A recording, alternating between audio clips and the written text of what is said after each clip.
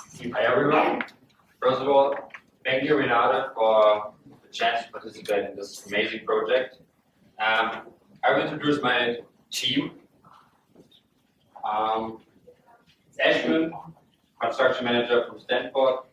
Gary, structural engineer from Stanford. Jacob, structural engineer from DTU Denmark. Moa, construction manager from KTH in Sweden. Mata, our architect from Poland. And myself, Toby, SCFM, Bauhaus University, Germany.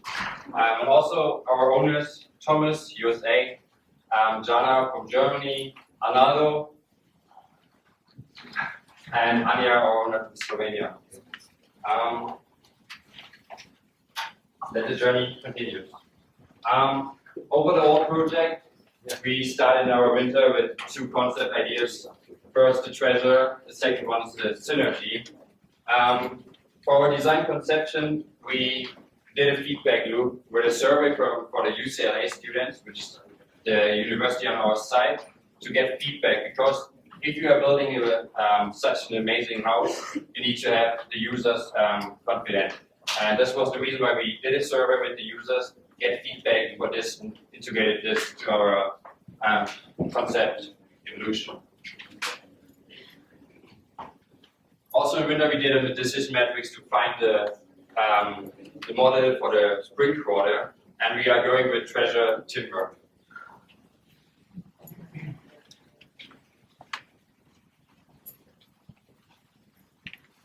So we have just heard a very amazing presentation from the island team, that how they connected, how they had an emotional connection with the site due to the Hurricane Maria, etc.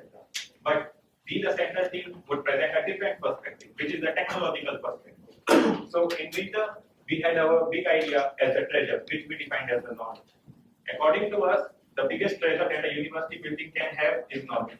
So we had all the technological equipments in our building to spread knowledge, like the hologram to actively display students' projects, sensors to collect real-time data. But in the spring break, we took a step back and thought that is having knowledge enough? On brainstorming, we realized that it doesn't make much of a difference if you have the knowledge, but you don't act. Let's take an example. I think everyone in this room believes, except for Mr. Donald Trump, that climate change is a bigger truth. So this means that we have the knowledge of climate change, but how many of you are actively participating to make a sustainable change? So we define this as our journey from knowledge to wisdom, where we make the people act. We use technology for this to change the people's behavior. We would like to emphasize that as opposed to our winter presentation, where we were using technology as an end in itself, here we are using a technology as a means to get something big. As stated earlier, we describe our treasure as wisdom. We make the people act via human-technology interaction. So let's see what happens when the human meets technology.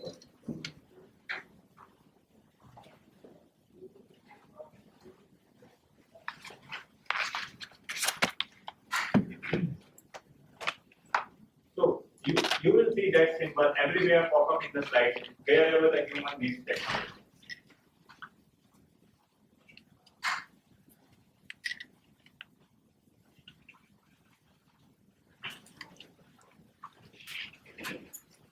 So what happens when human meets technology? We have an I building and we have an ID. Why we say our building is the I building, which is the intelligent building? Because our building is integrated with future, we actually make the human change their behavior and have less operating costs. Why we say our team is a I team?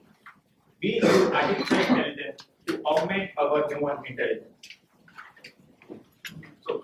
Our central team's vision for the sustainability challenge first meeting is that we take a data-driven approach to complete the sustainability puzzle. We make the people act. We have defined our sustainability goals into 4 major categories, which is changing the human behavior. It is followed by integration with future and integration with present, which actively augment the first category. Next, last but not the least, we also have integration with operations to take care of the life cycle. This slide would be actively displayed on screen 6, and you would tick tick off every aspect whenever they are covered in the presentation. So since we defined our treasure as the system and our design and to be a wise person, you need to think out of the box. So our design evolution is from the idea of opening the box. So on the first floor, we have a half closed box, and on the second floor, we have like a half open box, and on the first floor, we have a completely open box like this. And with our original shape, the double diamond footprint, so we decided to design all the 3 floors separately. And for the shading purpose, we finally comes out with the design with these standard walls. And so now every time when our team achieve a sustainability goal, I will put out a sticker in this box and then I put them on the screenshot on my.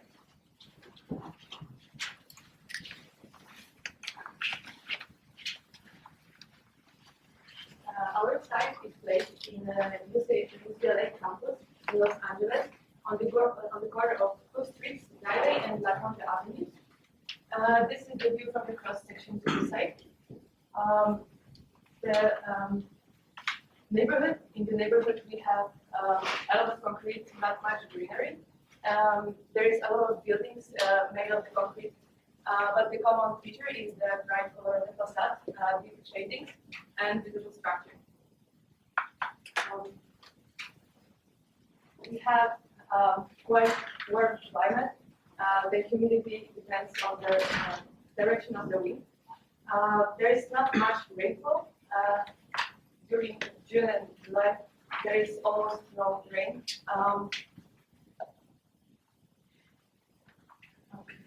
Very hot climate, not much rainfall, caused the wildfire spread, which is also caused by the wind coming from the Mojave Desert, which is very hot and dry. We have a lot of sun in our plot. This graph shows the daily solar condition, and this one during the whole year. We have a lot of concrete in our plot, so a lot of sun is not that really good, especially that our building is not shaded, even though we have a lot of high buildings around the building, our building. The huge distances doesn't cover the much sun. Apart from all the before mentioned hazards, we have also earthquake, as Los Angeles is placed in the San Andreas fault zone, and heavy traffic, which is also close to our building. Our building is placed on the corner, as I said before as well. We have 2 entrances from close to corners of the building in order to cut the flow. In spring quarter, we developed a new design of the facade, which is more integrated with the surroundings and with the new approach of the green LA.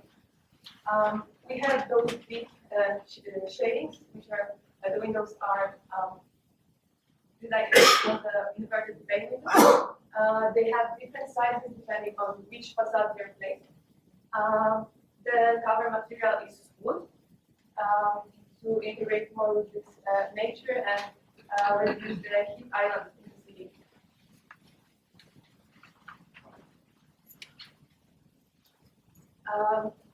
On the ground, we have 2 entrances on the ground floor. In the focal point in our building, there is a nature, which is a very flexible space. It can be used for the work as a collaboration workspace, and although we have our auditorium, which has a separate entrance to the cafe. It can be used also for separate buildings, so the whole building can be closed and all the visitors can enter to the cafe.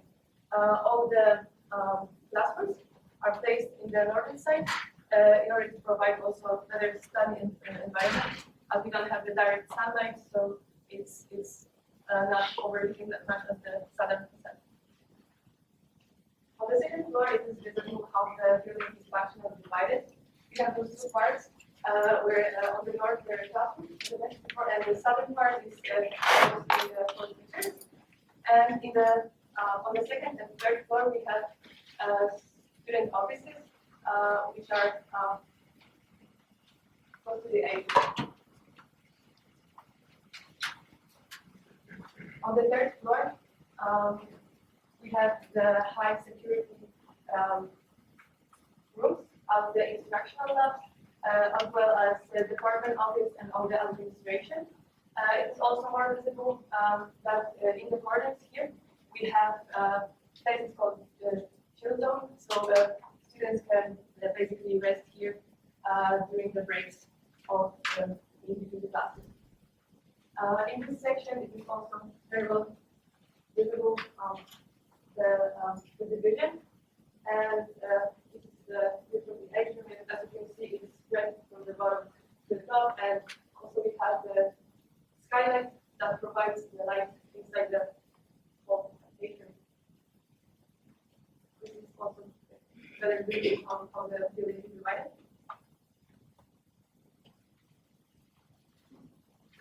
We've been talking about integration between human and technology.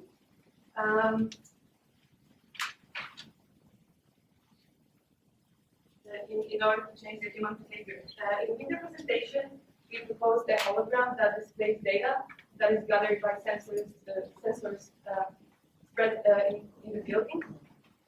But right now, we take a step further, and we want to use our hologram to interact with people inside the building to create more sustainable behavior. We said that the target for water, energy, and CO2 level, and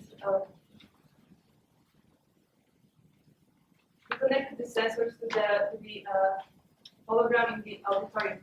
So if the students and users of the building would exceed the level of used water, electricity, and energy, and the CO2 level would be too high, the tree would lose its leaves. But when they are still below the target, the tree has leaves, which is also our integration with biophilia. We know that the tree is not going to be visible from every single room in the building. That's why we have those display panels placed in every single room, which shows how at the beginning of the day the tree looks like, then the actual state of the tree, and then the predicted one, which is not predicted at the end of the day, and the students can actually have an influence to change this state. And right now, I would like to show you our walk through the building.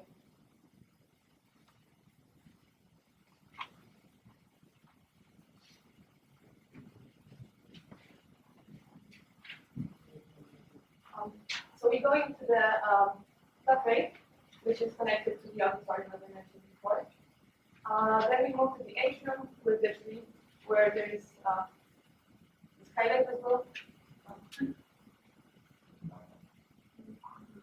Then we're moving forward here on the third floor. We can go inside this is the view from the student office.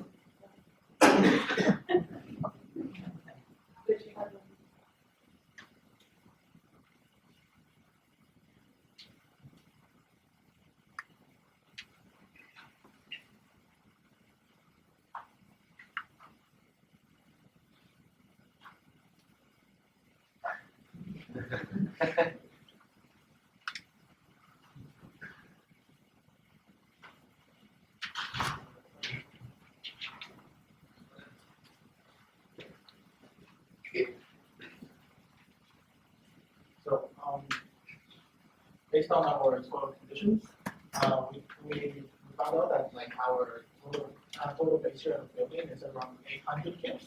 And most of the lateral loads will be applied on the third floor and roof. And because as you can see on the load packages, like besides beams and columns, some of the gravity loads will also be resisted by the basement walls. So actually, these basement walls are acting as both the retaining and their components. And from the horizontal load pack, you can see the concrete shear wall transfer most of the laterals to the ground.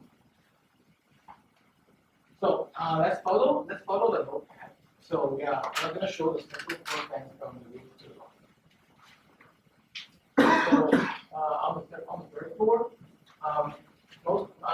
all the diagrams will be made of prefabricated cross-laminated timber, and all the framings will be made of that. And in the atrium, we'll have the roof structure as shown in the picture, and this is mainly for the shading to the skylight. And more details will be discussed in the section.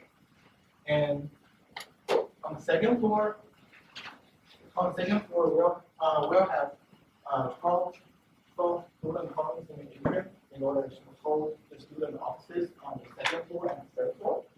And we'll have a concrete wall slab here, and we have 4 student columns right installed on this wall slab instead of on the foundation, because we are not allowed to have any columns in the atrium. So you can actually see the wall slab here on the first floor, and you can see like the spacing between these concrete beams, which are part of the wall slab, is very small, because this wall slab has to resist both the depth and height loads from the upper floors.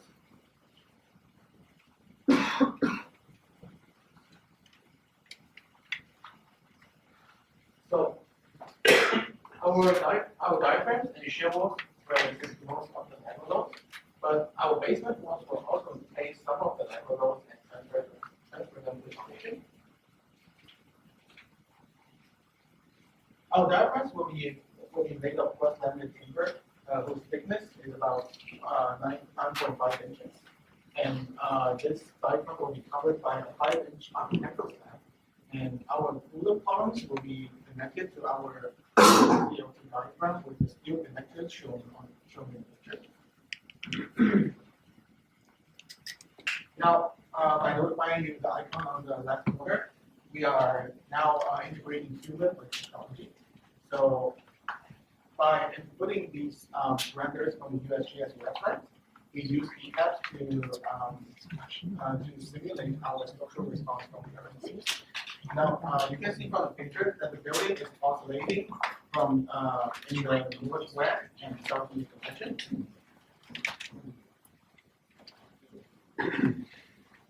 In our fundamental mode, we can see that the building is under erosion, and the largest portion of displacement is actually on the side where the auditorium is located. And in our second mode, the building is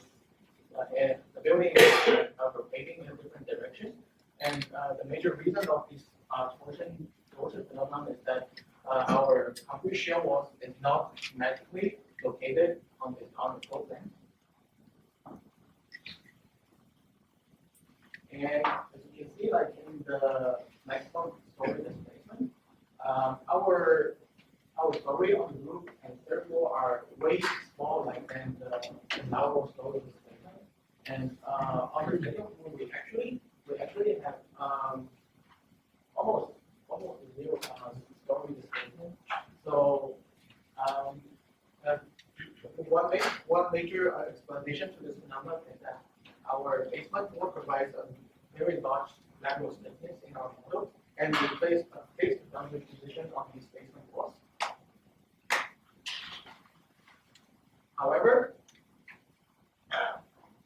we cannot totally rely on the technology, so which means that the fixed boundary condition is only an ideal case. So since our retaining wall on the first floor is a very important structural element, we need to design it in detail. So in winter quarter, we use the wall fittings with a foundation design on three, and we found that in this design, we cannot prevent this basement wall from sliding and overturning. So So in the spring quarter, we come up with a more improved solution by attaching 6 feet and 3/4 inch key weight on the bottom of these wall footings.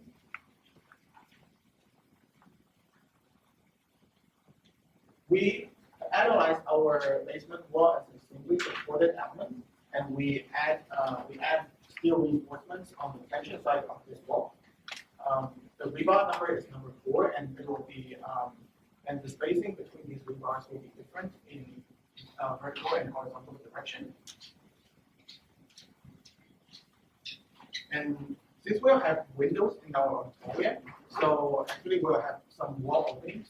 So these openings will significantly reduce the strength of this wall. So we need local reinforcement around these windows. So the span between these rebars will be 6 inches, and if necessary, we'll also add some diagonal rebars on the surrounding of this window. So our team didn't have any MEP, so I'm the structural engineer together with Gary, but I found a new hobby called MEP.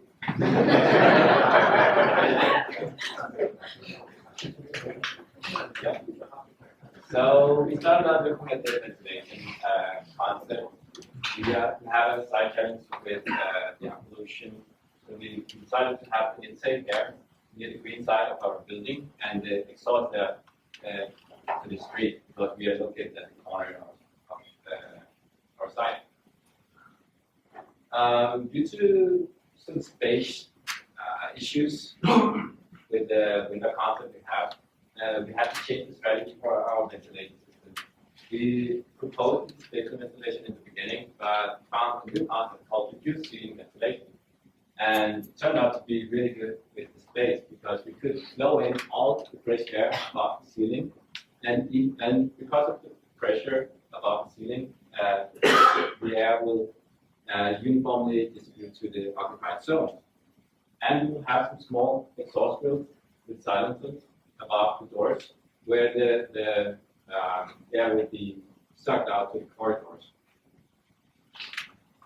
Even though we have a really nice concept, a new kind of concept for the ventilation diagram is pretty much the same as a regular ventilation system. Yeah.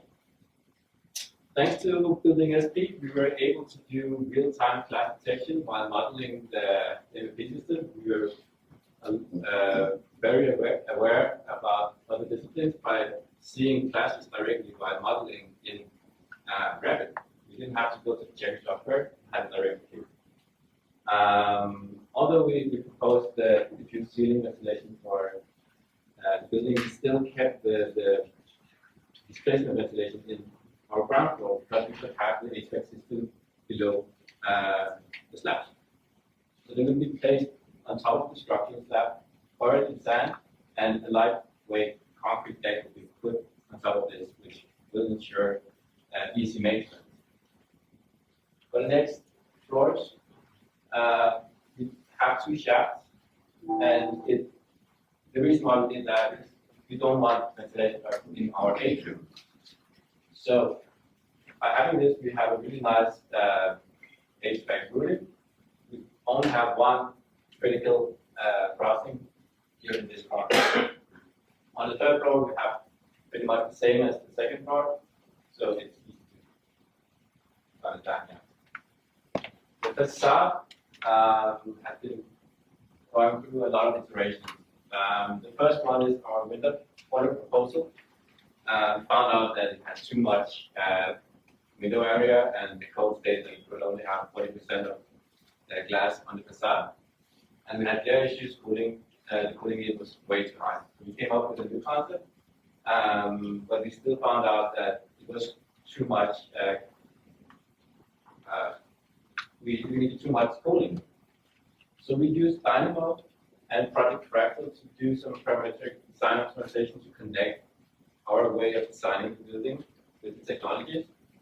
We came up with 270 different alternatives, where the key driver was the energy balance. We gave an energy balance of 9 kilowatt hours per square meter.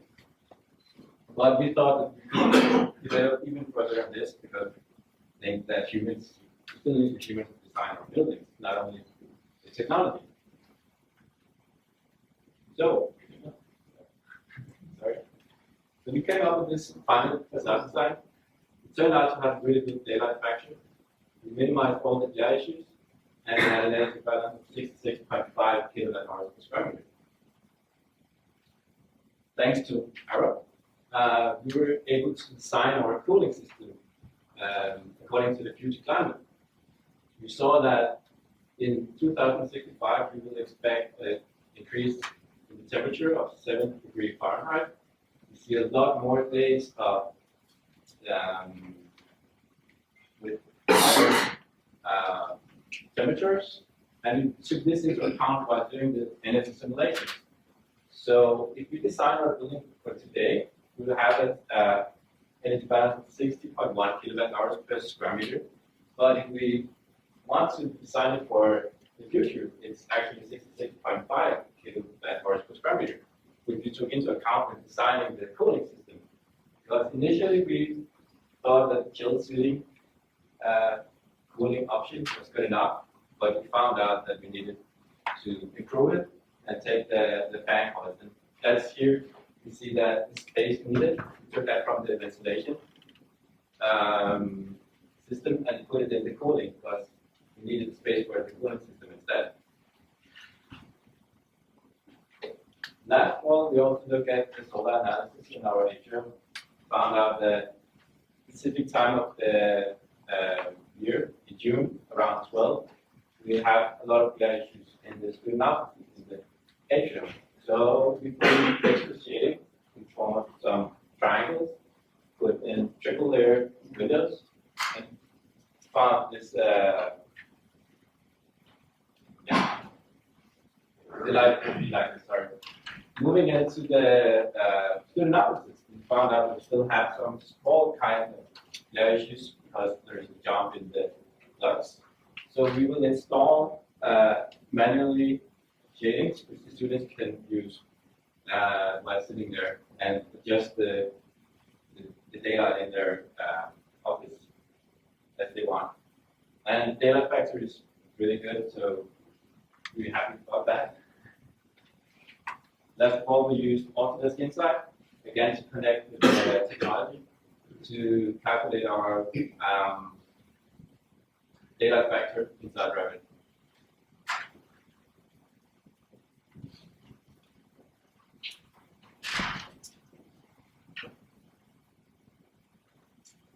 So our construction site is accessible from the highway. Therefore, we need to consider the rush hours during construction site deliveries. Furthermore, our site, there is a public parking structure located close to our site, and also we have planned for an emergency area off-site. When we planned for the logistics, we took into account the big equipment that are going to be on the construction site. We also took into account the health and safety of the employees. Therefore, we located the truck line around the site, so the employees don't have to pass the truck route. The excavation will be completed the 5th of September, and the structure will be completed the 21st of December, which is just before the winter season is in LA. We also need to place the tower crane in a safe position from the highest point of our building. We will lock the tower crane so you don't have to pass the truck route. In addition to the tower crane, we're going to use excavator, dump truck, and compactor during excavation. We need to address the site as a safe site. So we're going to have compulsory safety training for all the employees, along with the safety equipment. And the closest hospital to our site is 0.3 miles. As LA is an earthquake-prone zone, we are having an earthquake evacuation plan and also a warning signal in case of an earthquake. And since LA is an hot and dry climate, we need to address the fire risk.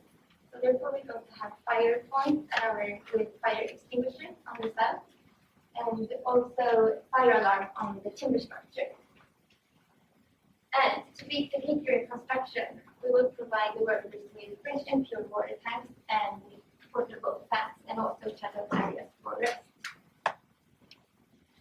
In order to ensure the on-time delivery, we will have suppliers located in a range of 40 miles from the construction site. We will also want to have high quality on our cross-laminated timber slab, so therefore we will have Catera as a supplier. And then we will have Weber as a supplier from the power grid. And in order to ensure a smooth construction process, we will use mostly prefabricated alternatives for the construction elements. So our budget is 9.4 million and our target is 8.5 million.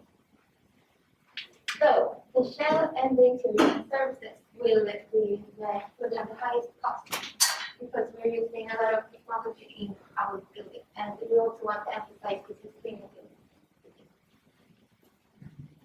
And our total cost is $8.52 million.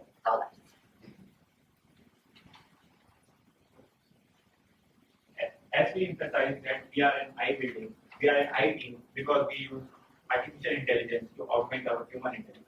So we thought of augmenting artificial intelligence into human intelligence in the scheduling process of our construction schedule. So you can see here, this is the typical human schedule which we produce by getting the productivity rates from RSPs and other databases.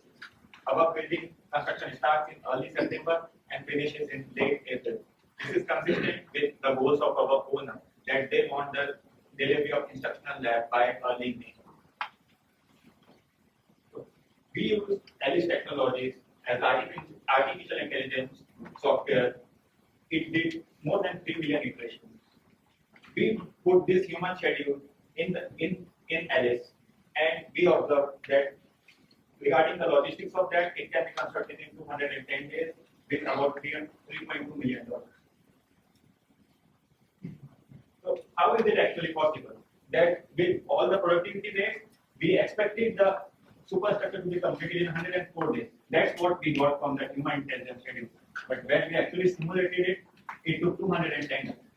This is because of the inherent assumption that which goes into the productivity measurement that we would have the equipment and labor available every time. So we don't have that unlimited.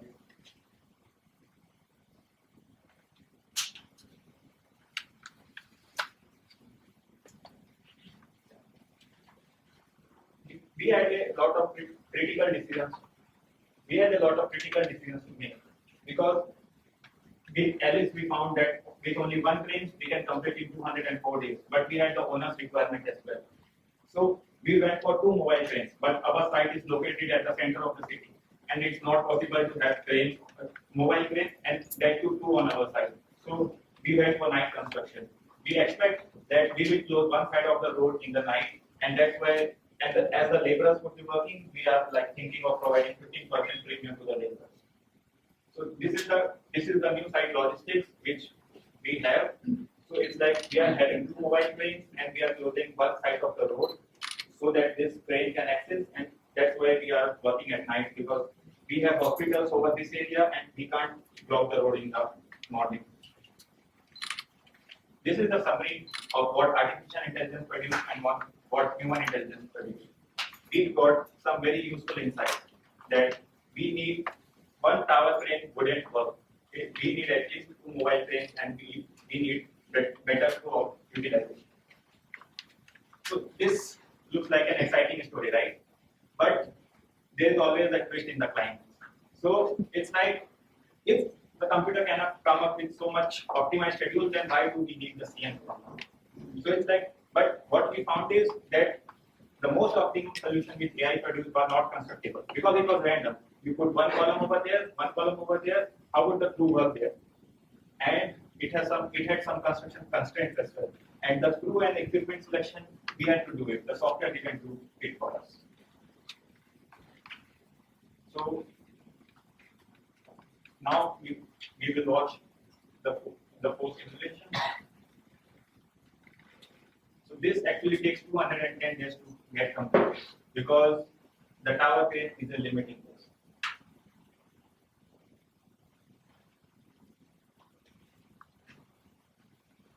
So this is not artificial.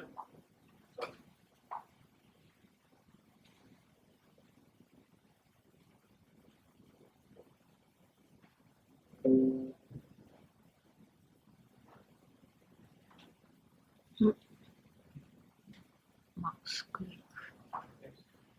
So this 4D simulation showed that this building is actually getting randomly constructed, which is not possible on the construction site from a practical standpoint. So this column comes first, then this comes first. That might be what computer thinks to be best optimized, but you can't do that in the field. It's like telling the contractor, do this first, he would just run away from the site.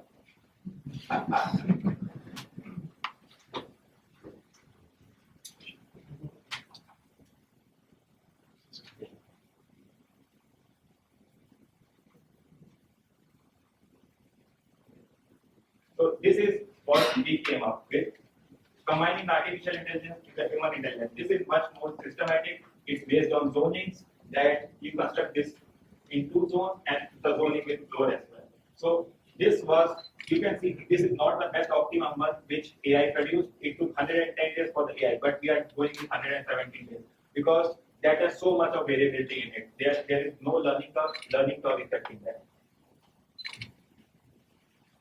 So what we can conclude with this is that technology is not is a mean, it's not an end in itself. You can't say that just give the computer and it will prepare the schedule for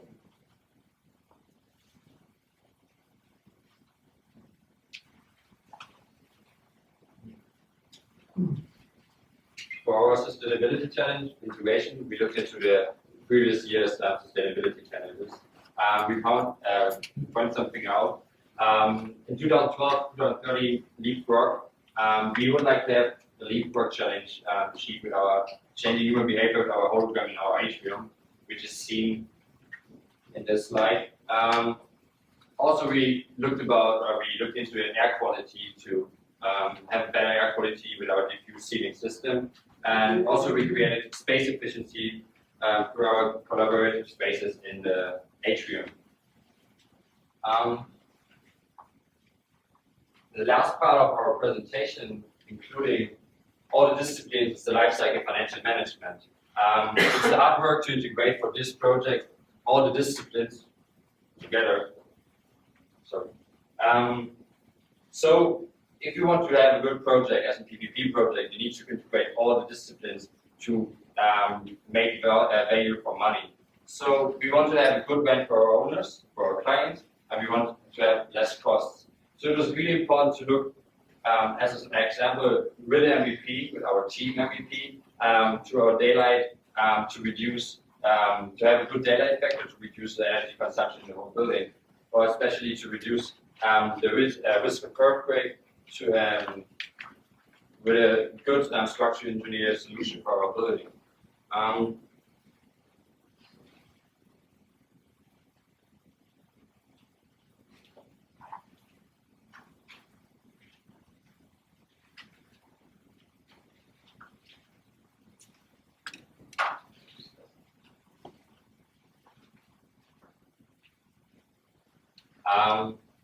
Our life cycle costs, as we mentioned, our construction costs are about $8.5 million, which is a huge number. But we are a little bit over target, but we are in our budget, so it's a really good life cycle cost. Our second big point is our maintenance operation cost, which operation $4.6 million and maintenance $1.1 million. So our overall costs for the life cycle of the PPP project are around $19.4 million.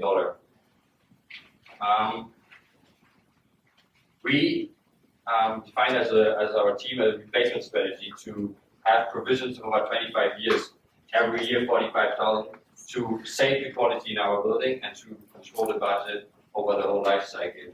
And also to reduce costs in our life cycle, we defined a risk strategy to reduce our risk costs to decrease our risk costs. In our first quarter, in the winter break our risk cost was about $2.1 million, which are huge. So we decided to find solution in the structural system, find solution in the energy system with MVP to reduce, find solution with the structural, and also with the construction managers for the construction of phase. As you can see, in the first quarter, we struggled a little bit with the STV evolution because we are missing the MVP. But when you are looking at the whole project, we handled the situation with missing an MVP and put it all together that we are achieved our target.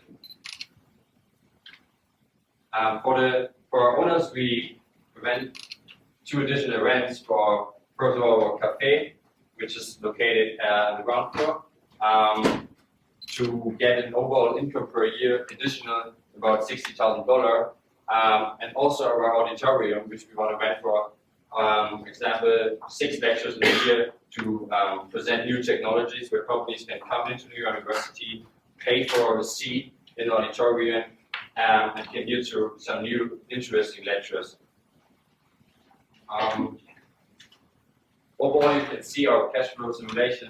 The break-even point for the PPP project is in year 2046, which is after 21 years.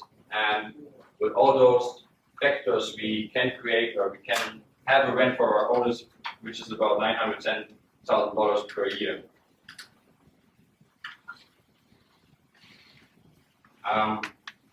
To become net zero, we made the decision to install PV panels on our roof.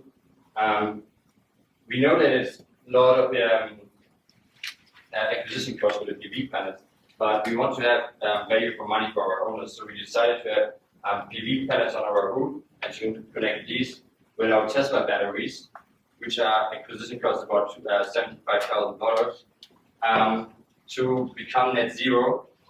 So our purchase energy per year is about 180,000 kWh, and with our batteries and with our PV panels, we can save this and cover this over the life cycle, over per year and over the life cycle.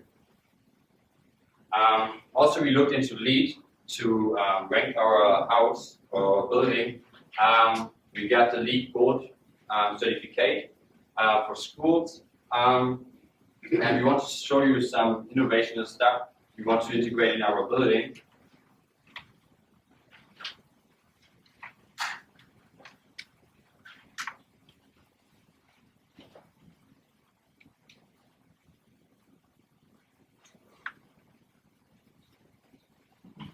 We want to install this in our restrooms to make the people aware of their water consumption over the life. So if you are washing your hands and you are using too much water, it's Again, focusing on changing human behavior through technology.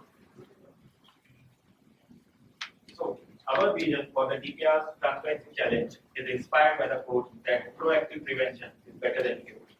We believe that there is no point of acting after the damage has happened. So, we define our transparency as the ability to detect and predict the possibilities for dropping the ball. The dropping the ball means you lose the team engagement and involvement. We have the central team's hierarchy of work similar to the Maslow's hierarchy, which says that the lower level of work, the top level of work can't be performed unless and until the lower level of work has been done. So how does this exactly work? Let's take a look. So first we perform the work. That's like of utmost importance, and that's why it takes the bottommost part in the pyramid. After that, we share the work. That's communication. After that, we coordinate and resolve the conflicts. And finally, we collaborate in meetings to make the decisions. We feel that the ball can be dropped in any of these 4 categories, and that's why we need a KPI to track. We track the work by percentage complete of full plan, and after that we communicate. So we have the Slack analytics for that, and the number of subgroup meetings in which we are actually coordinating, we are resolving conflicts, and finally a quick 20-second post-meeting survey to track how the decisions have been made. So I really like telling a story. So let me tell a quick story about our AEC journey.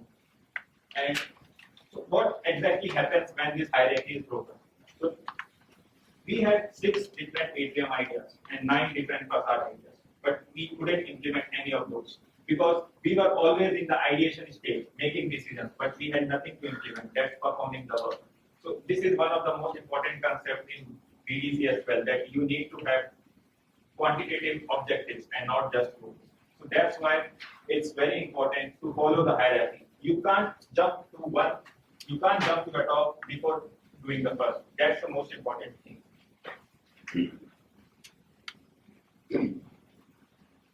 Let's look at how our KPIs perform during our AEC journey. One of the most striking features of our KPI is that it's pretty easy to use. It just requires 20 seconds of additional data collection, and everything other people are already doing.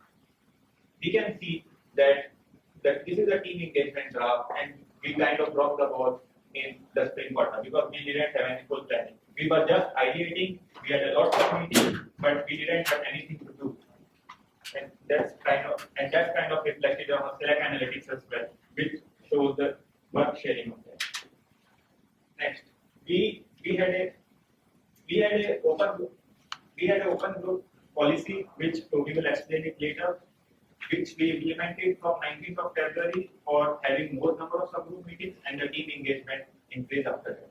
And as mentioned before, for the post-meeting survey, this is a quick 20-second post-meeting survey where people are tracking the decisions and the feedback of all the meeting attendees is being taken, whether they were involved or not. So this is just to avoid the legal conflict. It's all about team process. AEC Global Teamwork is all about team process, communication, collaboration, and coordination. So we used a lot of platforms to make safe and to make sure that we all communicate, collaborate, and coordinate us good. For this, as Ashwin said, we define open Zoom sessions where we can go in to work on the project, and if somebody else will join, you can join, and just collaborate and communicate. What are our benefits from open Zoom sessions? It's trust in the group, it's transparency, it's dedication, and it's joy. What are we taking with us? It's friendship, it's improved teamwork, and it's knowledge as our treasure, or knowledge as our wisdom.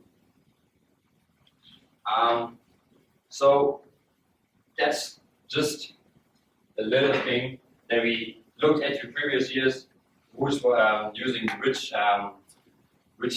technologies, and we just want to say that we are using Dynamo into Revit to connect all the disciplines, to make it transparent, to have a automatically workflow. And also we want to show you our reserve meetings, which we have with Renate and our owners, to show our owners our whole site, our whole building, to work through the building, and to have in our conference room decisions. At least we want to say, I fear the day that technology will surpass our human interaction. The world will have a generation of idiots. For this, we want to say thank you to our super owner, Dr. Renate Gupta. Thank you for this amazing and awesome journey, and also to all the owners from us, Thomas, Arnaldo, Anya, and Jana. And also thank you to all the mentors for your teaching and for your help over the whole project. Thank you.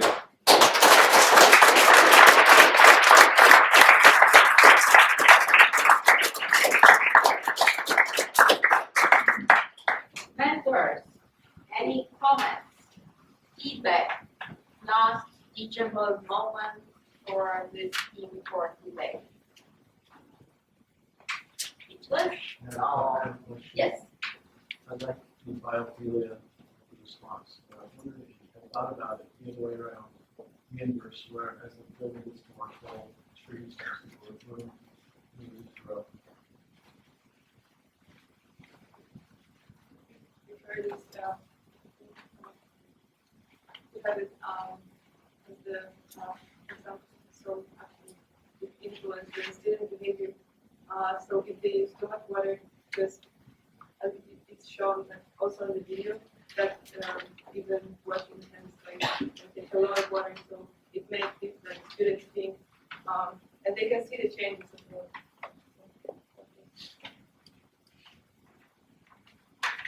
Yeah, Peter. Great presentation, I really enjoyed it. I was very interested to hear you say, I guess you use Revit to do clash avoidance rather than clash detection, or you'll model things together. And my very first question is, did you find that that particular platform was enough for you to collaborate in real time, or do you need to model things in real time in the BIM environment, or was it okay to just do things? So, Of course, it was just the usual way. When you look at floor plans and you do the NFP, how difficult to see if you interact with other. So we used it as a tool to be more aware about the other disciplines, but it was not completely this, we didn't rely completely on this dashboard. But it reduced, when we started using it after the winter presentation, we saw a huge drop in the caches in the general data protection for the group.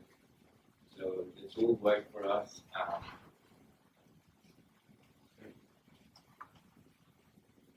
I enjoyed you showing the site the way you did. I've sat through a lot of years of looking at this particular site, and I've never quite understood it like you showed today. I've never been there in person.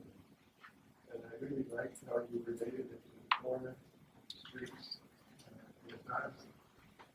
Often people who develop the area between the other buildings in this building, and it's clear to see